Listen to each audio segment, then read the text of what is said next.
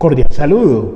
Bienvenidos de nueva cuenta a este su espacio de temas y problemas literarios. Yo soy Sundiata Keita, escritor, actualmente representante del subsector de escritores independientes del Consejo Distrital de Literatura de la ciudad de Medellín. Y en este su espacio vamos a iniciar dentro de los múltiples aspectos que tocamos.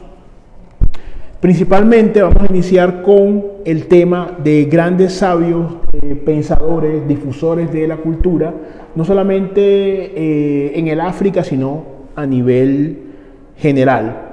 Dentro de este grupo de defensores de la cultura, tenemos a uno muy importante, ya fallecido, el señor Amadou Hampâté Bâ. Este fue un historiador, escritor, poeta entre los años 60, entre el 61 y 62 hasta el año 70.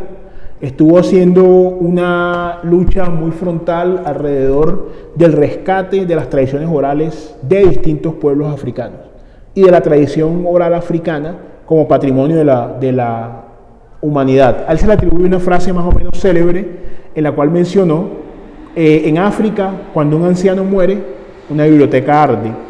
Esto desborda un poco el marco de referencia de nuestro espacio, pero debemos decir, en gracia de explicar a algunos de nuestros espectadores, evidentemente en el tema africano, al ser la mayoría de pueblos africanos pueblos ágrafos, el tema de la transmisión del conocimiento se generaba por tradición oral, es decir, aparte del anciano como depositario del saber dentro de ese grupo etario específico, que suele suceder en muchas culturas, en África existen aún hoy una serie de hombres entrenados con una prodigiosa memoria, llamados griots, que hacen una serie de transmisiones de todo el conocimiento en general de historia, de política, de filosofía, de arte, de una serie de cuestiones que en el pensamiento africano primordial no están compartimentadas como en Occidente. No vamos a extender mucho en eso, pero para entender el contexto de la frase de Hampâté Bâ frente a la importancia pues, de estos ancianos en África y de la lucha por el patrimonio oral o el patrimonio cultural inmaterial e intangible. Ahora bien, dentro de esos cuentos de los sabios de África, es un texto, pues, quien lo quiera consultar. Acá he traído algunos extractos de un análisis que se realicé de ese texto, pues, y como el tronco o las historias principales, se habla en algún aspecto, por ejemplo, de distintas tribus de la Mende, de la Peul, de diferentes tribus que hay en África. Por ejemplo, tenemos esta historia, inicia con una especie de genealogía mítica, ¿no?, de la creación del hombre, según la cosmología Mandé. Dice, antes que se creara el mundo, antes que empezara todo, no había nada, sino un ser que era vacío, sin nombre ni límites, pero era vacío vivo, que albergaba potencialmente en él la suma de todas las cosas y las existencias posibles. El tiempo, infinito, intemporal, era la morada de este ser uno. Se dotó de 2 ojos, los cerró y la noche fue engendrada. Los volvió a abrir y entonces nació el día. La noche se encarnó en Leura, la luna, y el día en Nangué, el sol. Sol y luna se casaron y engendraron a Doumana, el tiempo temporal divino.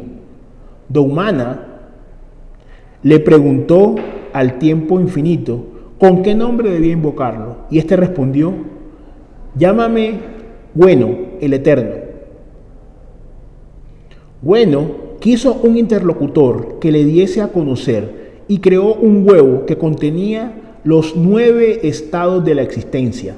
Doumana incubó el huevo, pues Bueno le dijo: incúbalo con paciencia.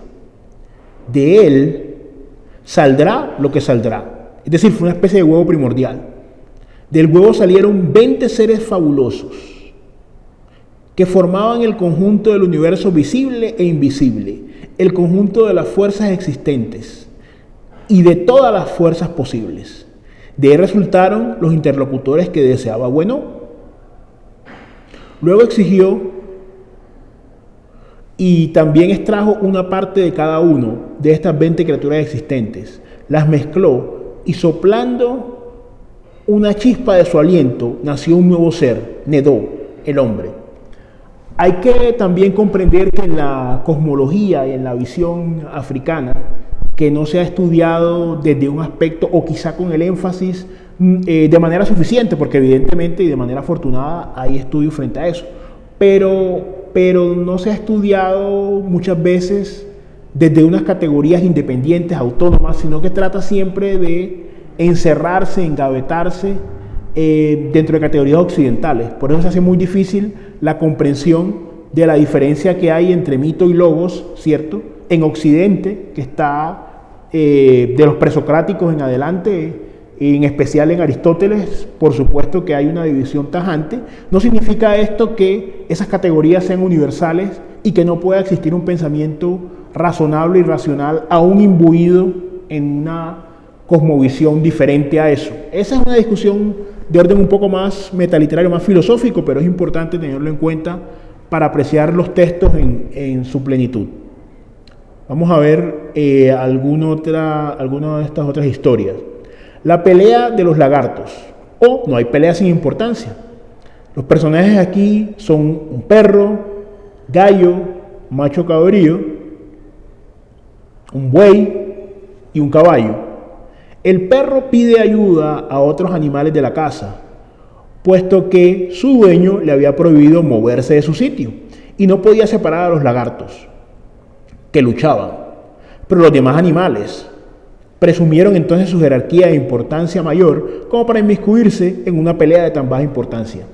Los lagartos entonces volcaron una vela y, como producto de esto, se inició un incendio en el cual murió la madre del señor de la casa.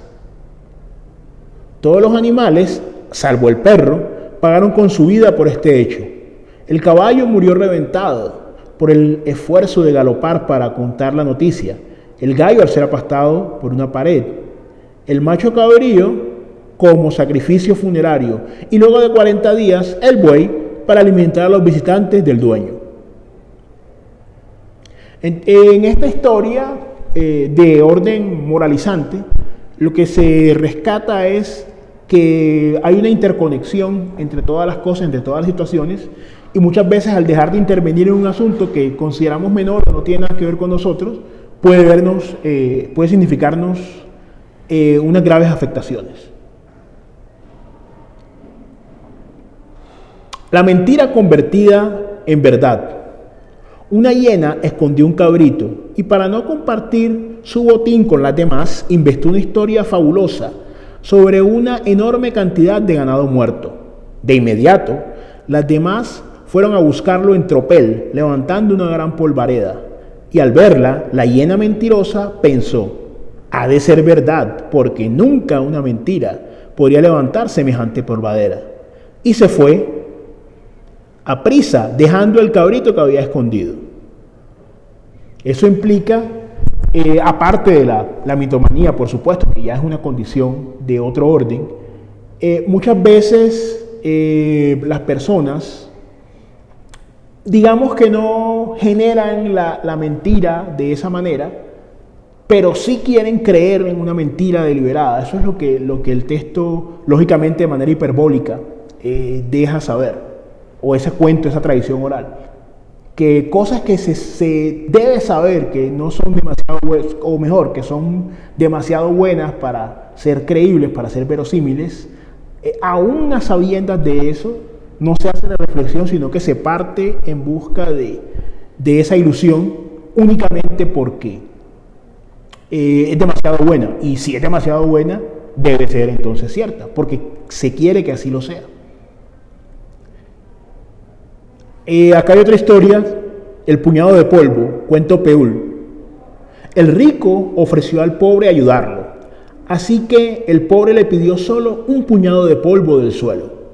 Cuando el rico se enfadó por esto, el pobre le respondió: «Oh, hombre rico, mírate irritado por el simple hecho de tener que darme un puñado de polvo, que solo te cuesta el esfuerzo de agacharte para recogerlo.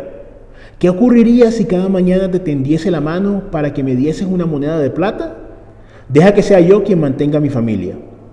El sudor de mi frente nunca se molestará por lo que me da, pero cualquier otro se sentirá así tarde o temprano.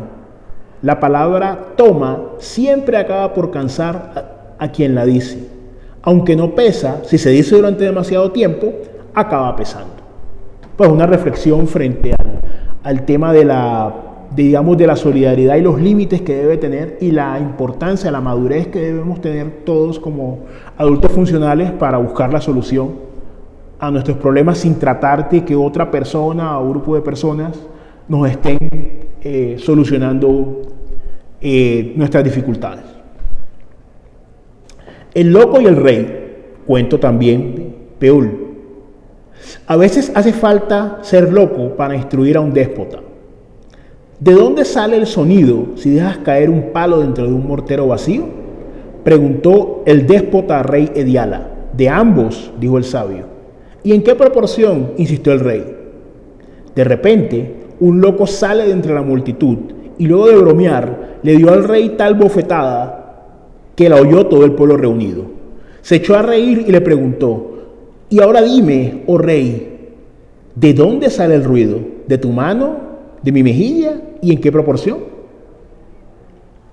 Se ha dicho múltiples veces en diferentes espacios que al margen de la posición encumbrada que tenga una persona, muchas veces, y el loco es una figura que aparece aquí en este cuento de tradición africana y aparece en otras tradiciones, para de alguna manera dejar un precedente, instruir que de ciertas posiciones de exclusión en la sociedad se puede cuestionar a estos personajes poderosos, precisamente por lo poco que se tiene que perder.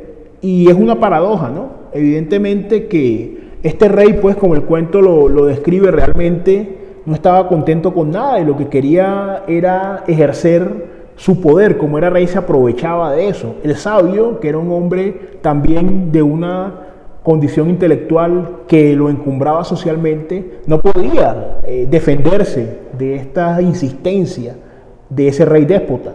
Pero el loco, que no tiene nada que perder, evidentemente sí lo pudo hacer. Es una invitación hay otras muchas historias que recoge este libro de los cuentos de los sabios del África.